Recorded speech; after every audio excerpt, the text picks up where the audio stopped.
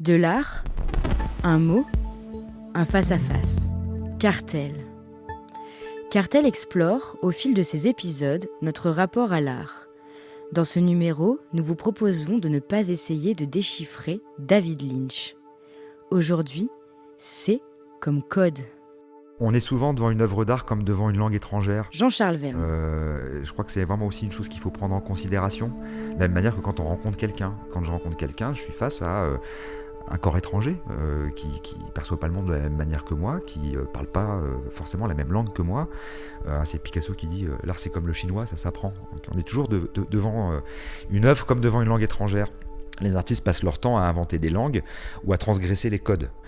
Donc on est toujours dans un rapport de décryptage et la rencontre c'est ça, c'est vraiment une relation de décryptage, d'apprentissage, de déchiffrement. On est vraiment comme ces soldats là pendant la guerre dont le métier consistait à déchiffrer les codes des messages cryptés. C'est-à-dire que je vais rentrer dans l'univers d'un artiste, dans son monde grammatical, dans sa syntaxe, une syntaxe qu'il a créée pour lui, qu'il me donne à lire, et il faut que j'essaye de la lire. Et donc ça veut dire qu'il faut être préparé à ça, ou il faut accepter. Et il faut accepter une chose qui est fondamentale, à mon sens, c'est de désapprendre à lire. On pourrait presque résumer tout ça par une phrase toute bête qui consisterait à dire si seulement je n'avais pas appris à lire.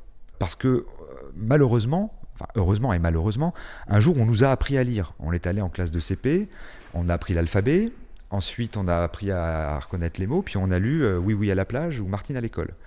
Et peut-être plus tard, on s'est mis à lire Emmanuel Kant ou Shakespeare dans le texte. Mais on est passé par la case Oui, oui et Martine.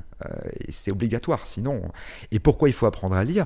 Il faut apprendre à lire pour se faire comprendre et comprendre les autres. De la même manière qu'il faut apprendre le code de la route pour pouvoir conduire et apprendre à minimum le code des lois pour vivre en société. Donc, notre existence, elle est traversée par des systèmes de code qui nous formatent. Voilà, on a des modes de lecture qui sont des modes de lecture formatés, et fort heureusement d'ailleurs, parce que sinon ce serait la pagaille.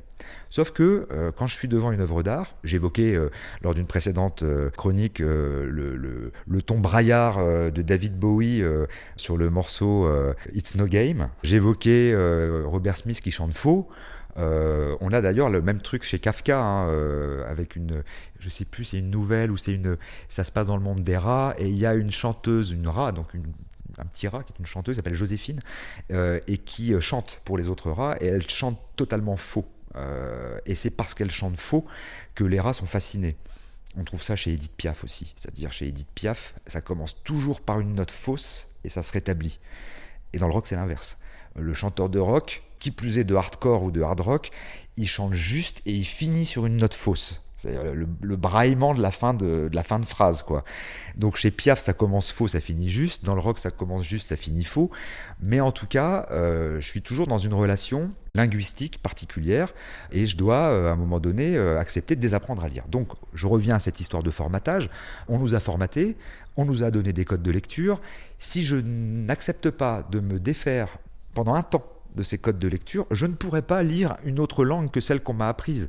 Donc si je veux voir quelque chose, il faut que je me désaccoutume. Il faut que j'accepte de désapprendre à lire, tout simplement.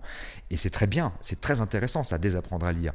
Ce que je dis toujours aux visiteurs dans les expositions, c'est le Graal, ce que vous devez à tout prix accepter et rechercher, c'est de prendre un jour du plaisir en n'y comprenant strictement rien. Le jour où vous prenez du plaisir alors que vous n'y comprenez rien, vous avez gagné. C'est-à-dire que là, vous êtes dedans, quoi. C'est les films de Lynch. On dit ce journaliste qui reproche à Lynch des films incompréhensibles. C'est ça, c'est à un moment donné, Cartel. Je lâche prise, je n'y comprends strictement rien, mais waouh. Par Jean-Charles Verne. C'est quand même incroyable ce truc. Jean-Charles Verne est critique d'art et directeur du FRAC Auvergne. Cartel est à retrouver en téléchargement sur toutes les plateformes de podcast.